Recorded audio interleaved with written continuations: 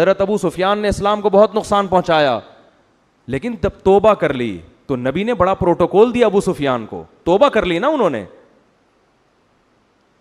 तौबा कर ली। हजरत उमर भी तो हजरत नबी को कत्ल करने के लिए निकले थे, लेकिन जब तौबा कर ली तो अब ये नहीं कह सकते कि उमर का तो इरादा कत्ल का था और ये थे और वो थे। भाई जब तौबा कर ली तो अल्लाह ने क्या कर दिया, माफ। और सिर्फ खाली पीली की तौबा नहीं की है, हजरत अबू सुफियान ने इस्लाम लाने के बाद सारी जिंदगी मैदान जंग में गुजारी है कि जो मैंने इस्लाम को नुकसान पहुंचाया था, अब मैं लड़ाई के मैदान में लड़कर उस नुकसान की तलाफी करूं।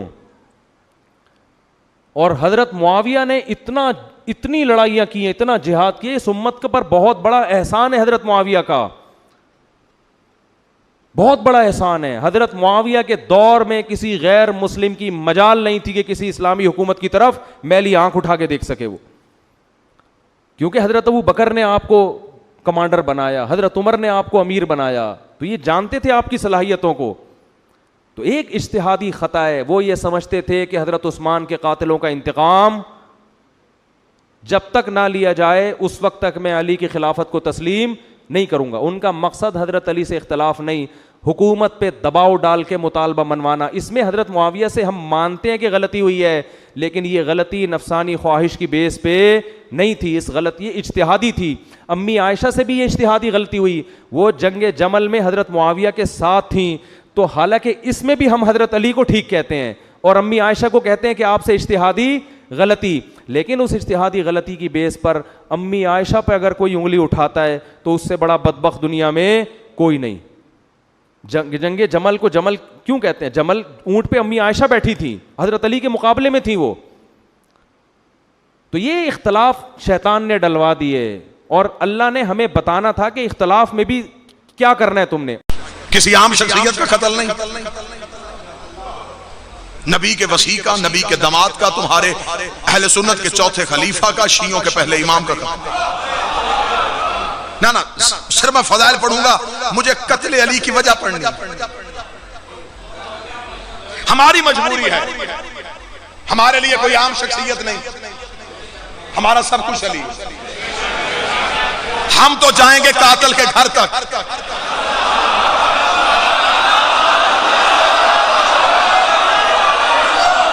बिल्कुल तारीख में ज़ुल्म हुआ। कत्ल हुसैन का पेश यजीद कर दिया, ये नहीं पता कि पीछे साजिश कहां से थी। बिल्कुल कत्ल अली पे भी यही हुआ। अब्दुर्रहमान इब्ने मुलजम ये कातिल है, किराए के कातिल भेज के कत्ल करवाना हिंदा के बेटों की पुरानी आदत है।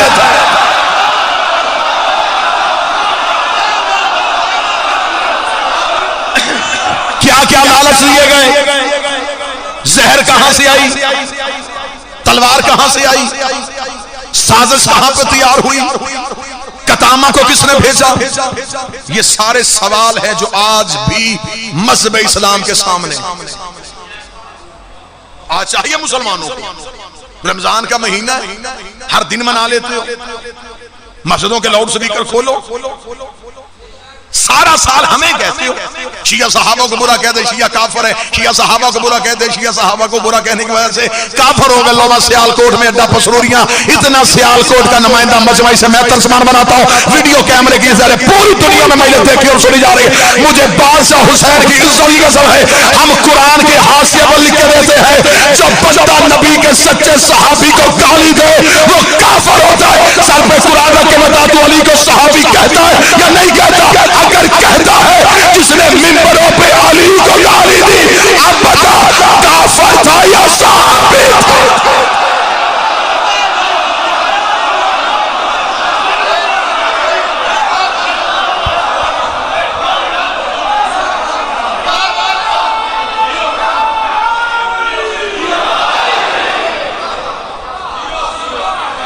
हम नहीं कहते कि तुम शिया हो जाओ, तुम अली के कत्ल की मजम्मत तो करो,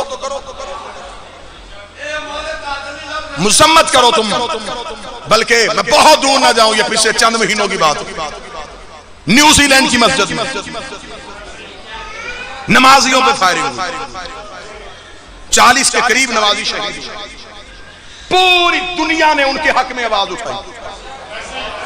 मुसलमान कोई था या नहीं था, उनका जुल्म हुआ जी, मस्जिद में कत्ल हुए हैं।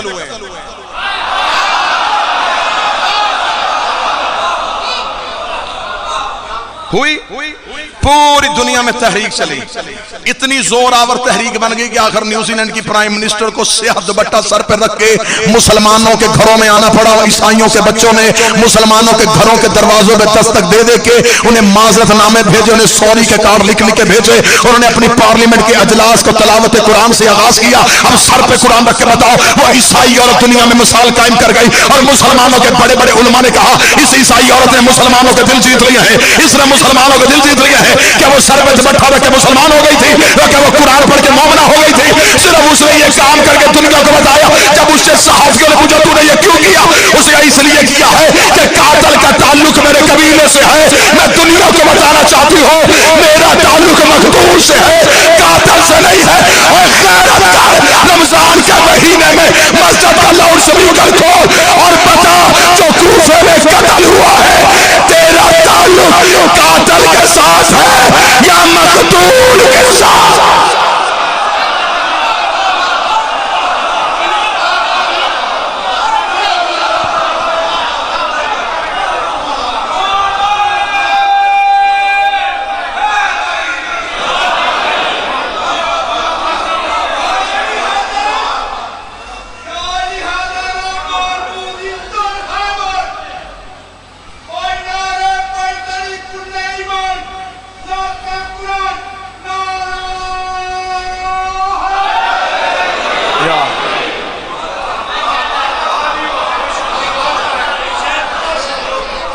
हमेशा जिसका ताल्लुक कोई ना हो वो सिर्फ मजम्मत करता है,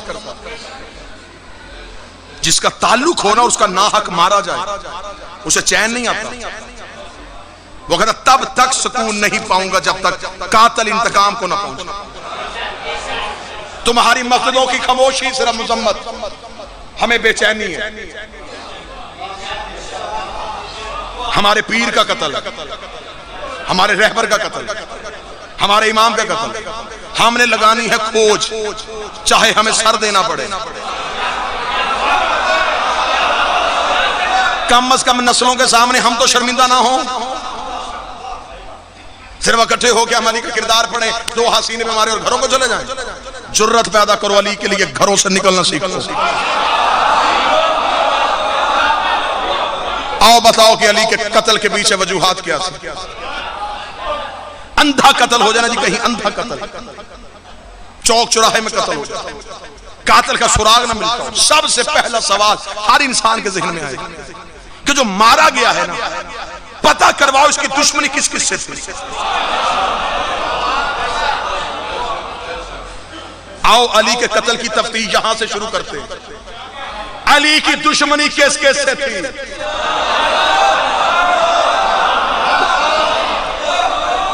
मजलिस में पढ़ चुका, नारे में लगवा चुका, दाद में ले चुका। जो एक खतीब की भूख होती है वो मेरी पूरी हो गई। अब देना मैंने सिर्फ पैगाम। दुश्मनी किस किस से? अगला सवाल फौरन, ये बात अगर मैं हक बजानब कहूं तो आप बोलेंगे। हर एक इंसान के जहन में सवाल ये आता है कि कत्ल होने से पहले इसकी आखिरी लड़ाई किससे हुई से?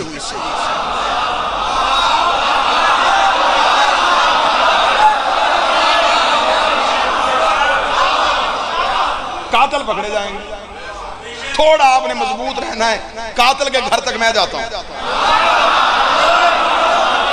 ये हाथ होगा कातिल के गिरबान पे। इंतकाम तो तब लेंगे ना जब मेरा 12वां आएगा, फिर तो कब्रों से निकाल निकाल के पूछेंगे। अभी तो सिर्फ नॉमिनेट करने हैं, नामजद करने हैं कि बंदे थे कौन। आए तारीख से पूछते हैं कि अली की आखिरी दिनों में लड़ाइयां किस किस से हुई। तारीख के जब मैंने तारीख से ये सवाल किया तो तारीख पे खौफ का पसीना आया। तारीख ने मुंह बदलने शुरू किए, तेवर बदलने शुरू किए। ना ढूंढ अली के कातिल, क्योंकि अली की आखिरी लड़ाइयां काफरों से नहीं हुई।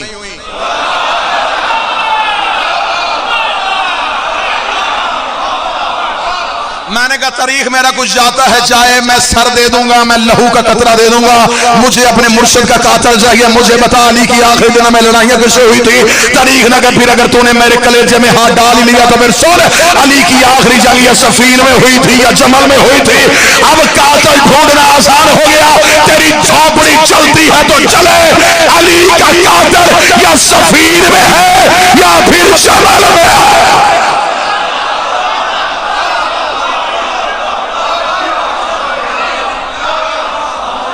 अब बताओ सफीन किसके साथ थी? बड़ी आसानी से तूने लिख दिया तारीख की किताबों में इज्तिहादी गलती थी। इधर भी मुसलमान नाम निहाद, इधर भी मुसलमान, दोनों तरफ के अफराद मारे गए। कुरान कह रहा जिसने एक इंसान की जान ली उसने पूरी इंसानियत की जान ली। मौलवी थोड़ा हौसला करके मुझे सिर्फ इतना बता, सफीन में इधर अली है, इधर अली का मुखालफ है, दोनों तरफ के लोग मारे गए, शहीद किस तरफ के लोग हैं?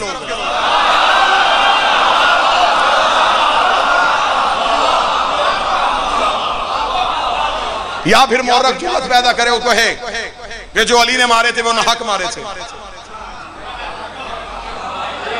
तू अली को नाहक कह के देख, तू कहीं भी हक का नहीं रहेगा।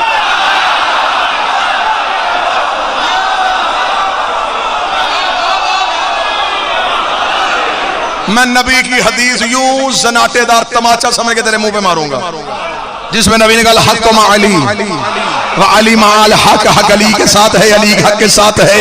मेरे अल्लाह हक को उधर फेर दे जिधर मेरा अली फिर जाए। नबी ने ये नहीं कहा था कि अली को उधर फेर दे जिधर हक फिर जाए। नबी ने कहा हक उधर फेरना जिधर अली फिर जाए, हक उधर फेरना अगर अली फिर जाए। इसका मतलब अली मस्जिद में है, हक मस्जिद में है, अली मिंबर पे है, हक मिंबर पे है, अली जमल में है, हक जमल में है, अली सफीन में है, हक सफीन में है। अब मुझे ये ना बता अली के मुकाबले पे आया